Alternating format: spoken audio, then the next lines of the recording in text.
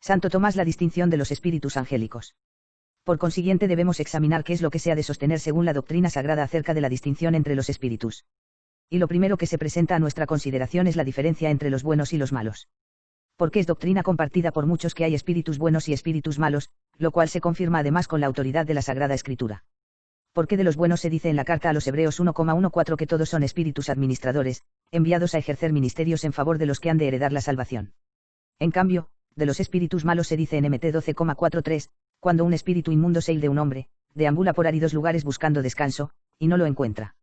Y luego añade, entonces va y toma consigo otros 7 espíritus peores que él. Y aunque, como refiere Agustín en el libro 9 de la Ciudad de Dios, algunos sostuvieron que los espíritus buenos y malos son dioses, y que tanto los buenos como los malos se llaman demonios, otros en cambio, con más acierto, afirman que solo los buenos, a los que nosotros llamamos ángeles, son dioses, mientras que los demonios, según el modo común de hablar, se consideran malos. Lo cual, según dice, es razonable, porque el término, demonios, según su raíz griega, significa los que tienen ciencia, la cual sin caridad infla, como dice el apóstol, 1 Sioar 8,1. Pero sobre la causa de la malicia de los demonios no todos los autores están de acuerdo. Algunos sostienen que son malos por naturaleza, porque son producidos por un principio malo que hace mala incluso su naturaleza, y esto es el error maniqueo, como consta por lo ya dicho. Pero este error lo refuta Dionisio de manera muy eficaz en el cap. 4 del De Divinis Nominibus, diciendo, ni siquiera los demonios son malos por naturaleza.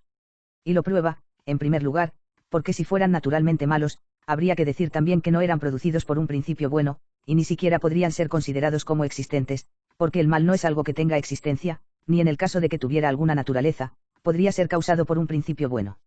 En segundo lugar, porque si son naturalmente malos, o lo son para sí mismos o para otros, si lo son para sí, ellos mismos se corromperían, ya que el mal es un principio corruptivo, lo cual es imposible. Pero si son malos para otros, se seguiría que corrompen a aquellas cosas para las cuales son malos. Pero lo que es tal por naturaleza, es tal para todos y es tal en absoluto. Se seguiría por tanto que corrompería todas las cosas y las corrompería de manera absoluta. Pero esto es imposible, bien porque hay cosas incorruptibles, que no son susceptibles de corrupción, bien porque incluso aquellas cosas que se corrompen, no se deterioran totalmente. Luego la naturaleza de los demonios no es mala en sí misma.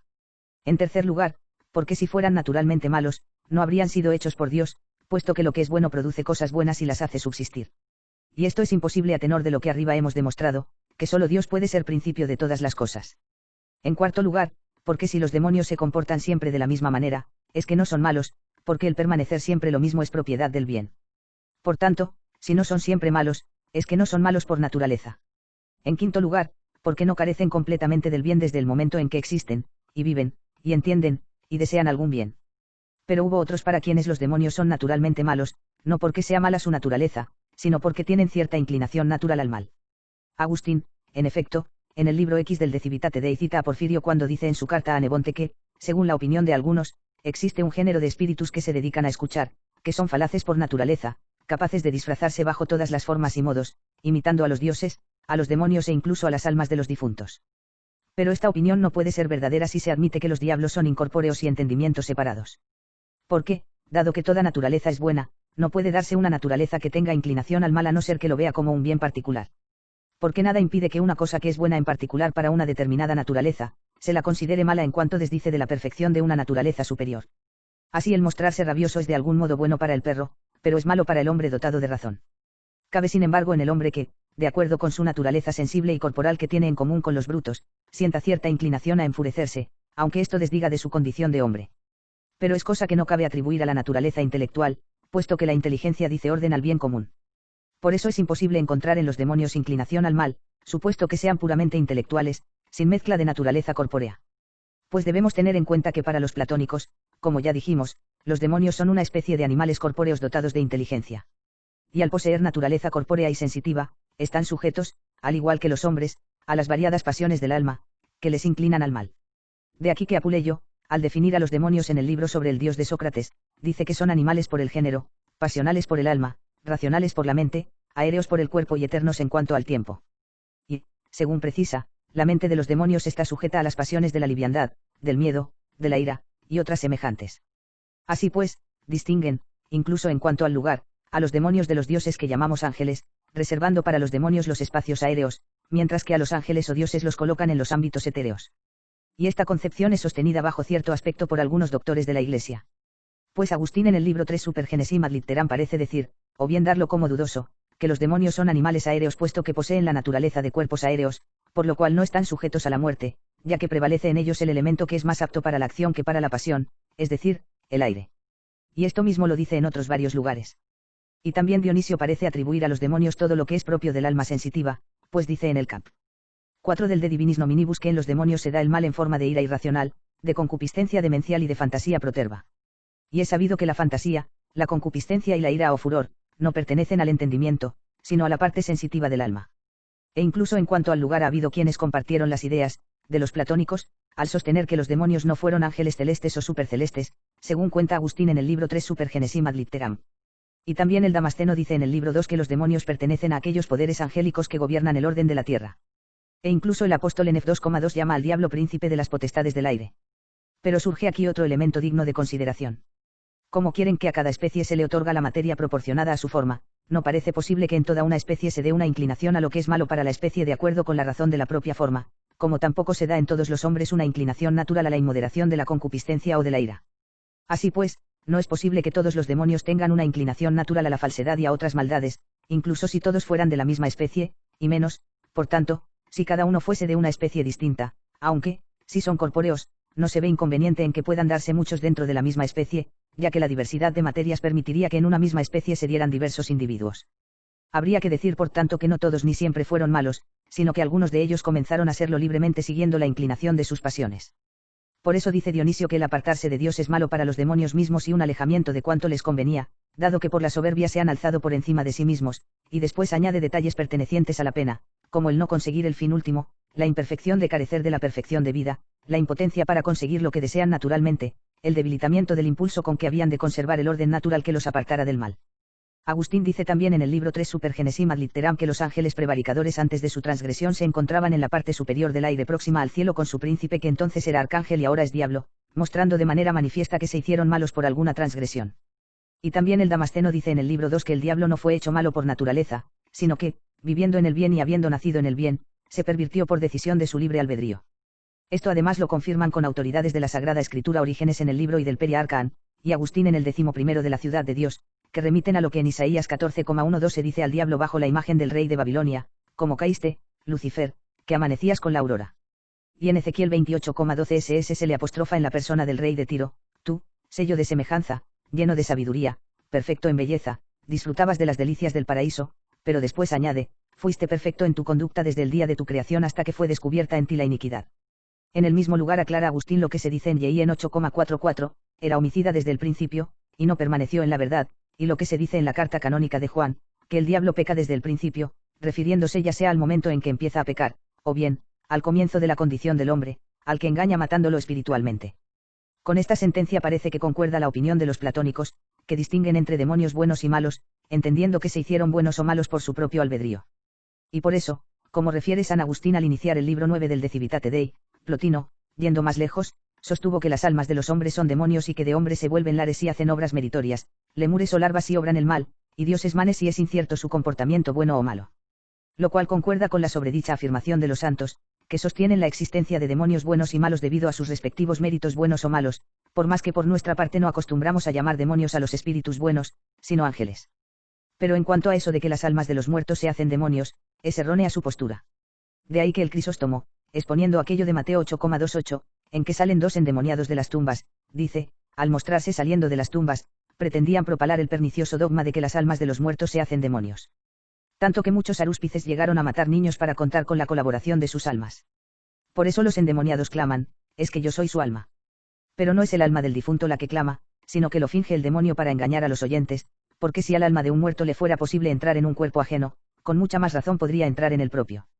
Pero además no es razonable que el alma que sufre la iniquidad coopere con quien la inflige, ni tampoco tiene sentido que el alma separada del cuerpo permanezca errante en este mundo. Porque las almas de los justos están en las manos de Dios, y las de los pecadores son alejadas de aquí inmediatamente, como consta por el relato de Lázaro y el rico. Y sin embargo no parece que Plotino se haya apartado en esto de la opinión de los platónicos, para quienes los demonios son cuerpos aéreos, cuando sostenía que las almas humanas después de la muerte se hacen demonios. Porque también las almas de los hombres, además de estos cuerpos caraptabals, tienen, según los platónicos, ciertos cuerpos etéreos, a los que se unen siempre como si fueran incorruptibles, tras la disolución de estos cuerpos sensibles. Por eso dice Proclo en el libro Divinarum Coelementationum, toda alma que puede unirse a un cuerpo, cuenta con otro cuerpo anterior y perpetuo que le proporciona una hipóstasis ingenerable e incorruptible. De modo que las almas separadas de los cuerpos no dejan, según ellos, de ser animales aéreos. Sin embargo, según la sentencia de otros santos, los demonios que llamamos ángeles malos no pertenecían solamente a los órdenes inferiores, sino también a los superiores, de los que hemos mostrado que son incorpóreos e inmateriales, de modo que entre ellos hubo uno que fue el más alto de todos. De aquí que Gregorio en una homilía que expone aquello de Ezequiel 28,13, estaba cubierto de todas las piedras preciosas, dice que el príncipe de los ángeles malos, comparado con los demás ángeles, resplandecía más que los otros. Y en esto parecen estar de acuerdo quienes sostenían que hay unos dioses buenos y otros malos, en el sentido en que se llama dioses a los ángeles. Por eso se dice en Job 4,18, he aquí que quienes le sirven no son estables, y ha encontrado depravación entre sus ángeles, aunque esto encierra muchas dificultades. Porque en una sustancia incorpórea intelectual no parece que se dé otro apetito que el intelectivo, el cual es de suyo un apetito del bien, como lo hace patente el filósofo en el libro 12 de la Metafísica. Pero nadie se hace malo por el hecho de que su entendimiento tienda a algo que es absolutamente bueno, sino porque tiende a algo que es bueno en parte como si fuera bueno absolutamente. No parece pues posible que por obra de su apetito pueda hacerse mal a una sustancia incorpórea intelectual. Además, el apetito no puede ser movido más que por el bien o por el bien aparente.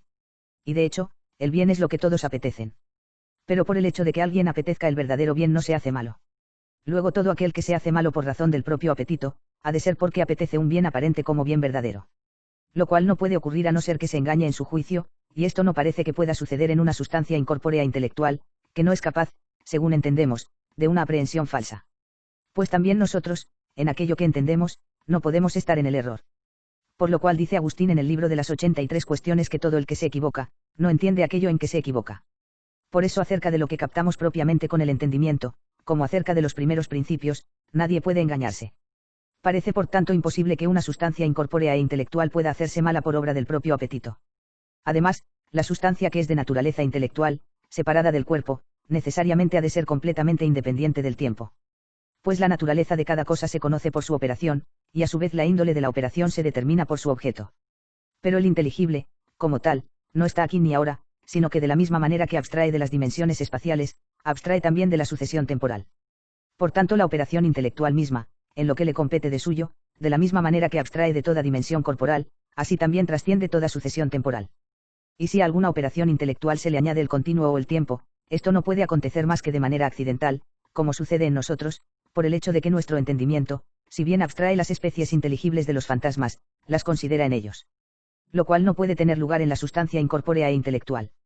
Síguese por tanto que la operación de estas sustancias, y por consiguiente la sustancia misma, son ajenas a toda sucesión temporal. Por lo cual dice Proclo que todo entendimiento posee eternamente la sustancia, la potencia y la operación, y en el libro de Causis se dice que la inteligencia se mantiene a la par de la eternidad. Por consiguiente todo lo que conviene a aquellas sustancias incorpóreas e intelectuales, les conviene siempre y sin sucesión. De ahí que, o siempre fueron malas, en contra de lo que llevamos dicho, o nunca se pudieron hacer malas. Además, siendo Dios la esencia misma de la bondad, como dice Dionisio en el Cap. Y del de Divinis Nominibus, necesariamente han de estar más perfectamente consolidadas en la participación de la bondad aquellas que están más próximas a Dios. Y es patente que las sustancias intelectuales incorpóreas están por encima de todos los cuerpos. Por tanto, si los cuerpos supremos, es decir, los celestes, no son susceptibles de ningún desorden ni mal, mucho menos podrán ser capaces de cualquier desorden o mal aquellas supercelestes sustancias. Por eso dice Dionisio en el Cap. 4 del Deca Celestia Hierarchia que las santas disposiciones de las sustancias celestes participan de los beneficios de la divinidad mucho más que las que solo tienen existencia, o vida irracional, o razón, como nosotros, ellas tienen más abundantes participaciones de la divinidad, y tienden constantemente hacia aquello que está en lo alto, en pleno acuerdo y con amor indeclinable. Porque parece inscrito en el orden de las cosas que así como los cuerpos inferiores pueden verse sometidos al desorden y al mal, y no en cambio los cuerpos celestes, así también los entendimientos unidos a los cuerpos inferiores pueden verse sometidos al mal, no en cambio aquellas supercelestes sustancias. Y a esto parecen haberse atenido quienes consideraron a los demonios que llamamos ángeles malos como pertenecientes a un rango inferior y de naturaleza corpórea.